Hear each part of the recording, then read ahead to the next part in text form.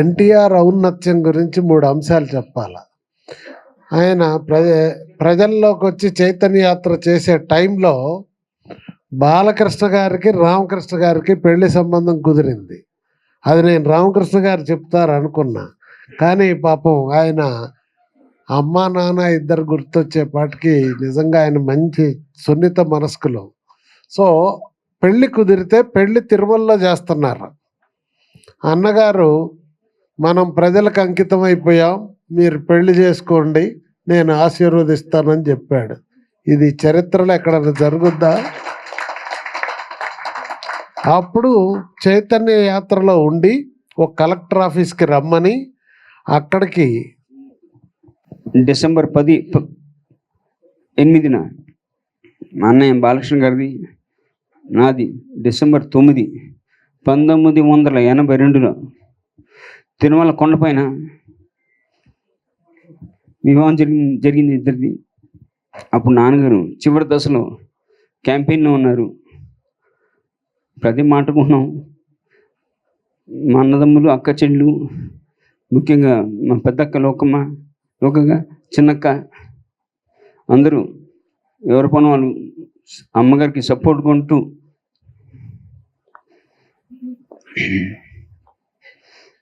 పెళ్ళికి రాలేదు నాన్నగారు.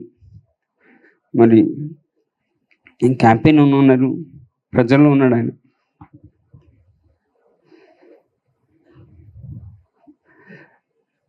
పెళ్ళైన రాత్రి డిసెంబర్ 9వ తారీఖున మాకు లోకల్ తిరుపతి పోలీస్ స్టేషన్ నుండి మెసేజ్ వచ్చింది.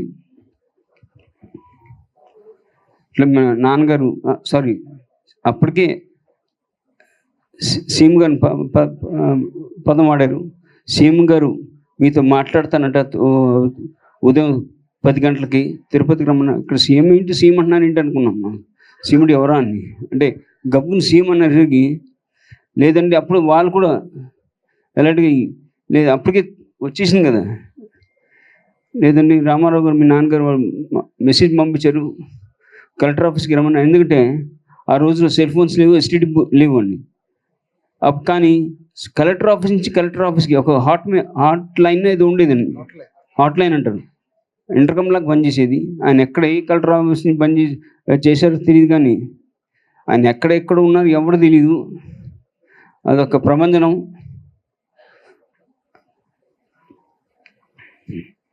కిందకు వచ్చాం, 9ంటికి వచ్చాం. ఎందుకంటే ఆయన సమయం, ఆయన 10 అంటే మేము 4ంటికి రెడీ అయిపోతాం. సమయానికి చాలా విలువిస్తారు నాన్నగారు. కిందకు వచ్చాం. 9 నుంచి నేను అన్న ఇద్దరు వెయిట్ చేస్తూ ఉన్నాం. మధ్యాహ్నం 2 గంటలకి ఫోన్ వచ్చిందండి. అది ప్రపంచమైన ఎలక్షన్స్ అప్పుడు ఏది సమయంతో పాటు వెళ్ళేది కాదు. ఆయన ఎలక్షన్స్ క్యాంపెయినింగ్. మధ్యాహ్నం 2ంటికి ఫోన్ వచ్చింది. అప్పుడు ఆయన నాతో రామకృష్ణ పెళ్ళికి రాలిపోయాం, ప్రజల్లోకి వెళ్ళిపోయాం కదా, మేము ప్రజలతోనే ఉంటాం, all the best, happy married life అని చెప్తూ వారు ఆశీర్వదించారండి. జీవితంలో మర్చిపోలేను. ఇంకంటనా నేను చాలా గర్వంగా చెప్పుకుంటామండి.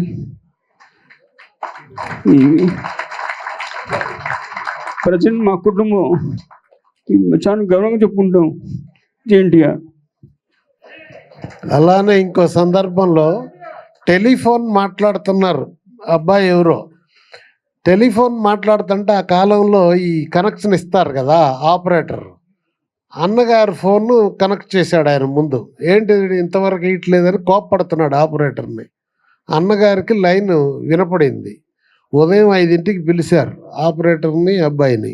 ఆయన టైం అప్పుడు పిలిచి ఏమిటి తమరు నిన్న గట్టిగా మాట్లాడుతున్నారు అన్నారు.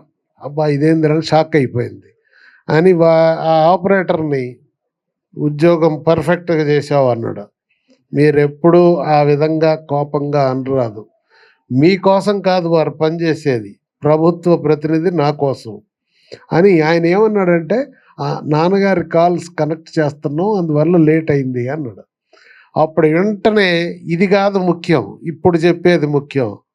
మరుసటి రోజు పొద్దుటికల్లా ఇంకొక ఫోన్ తీసుకొచ్చి పెట్టండి, ఫ్యామిలీ మెంబర్స్ అందరూ దాంట్లో మాట్లాడండి, ప్రభుత్వం ఫోన్ వాడరాదని చెప్పాడు. ఎవరన్నా ప్రపంచంలో ఉన్నారండి ఇట్లా?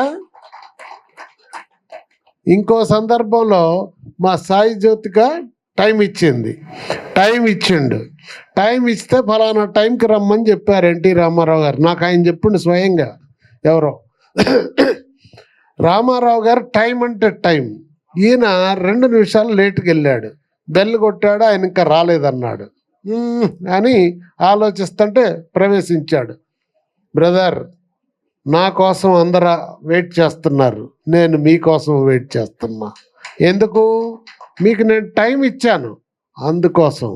ఇక నుంచి ఎప్పుడు నువ్వు లేటుగా రా, మాకు గుర్తుపెట్టుకో, టైం చాలా విలువైంది అన్నాడు. That is NTR. అట్లే రామకృష్ణ బాబు గారు స్కూటర్లో పోతా ఉంటే హ్యాబిట్స్లో ఎక్కడో పోలీస్ ఆపాడు. రామ్కోట్లో పోలీస్ ఆపితే అది చూస్తే ముందు రామకృష్ణ బాబు గారు బాగానే చూశాడు, కింద ఎన్టీ రామారావు గారు అని ఉంది. వద్దులేండి, వెళ్ళిపోండి అన్నాడు.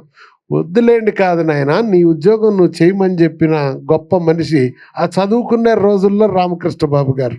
ఇవాళ సర్పంచ్ గారు కొడుకును పలకరించేటట్టుందా వాతావరణం? ఏమిటండి, ఎన్ని చెప్పాలండి ఇట్లాంటివన్నీ? భావితరాలకి మనం ఇవ్వాల్సిన సందేశాలు.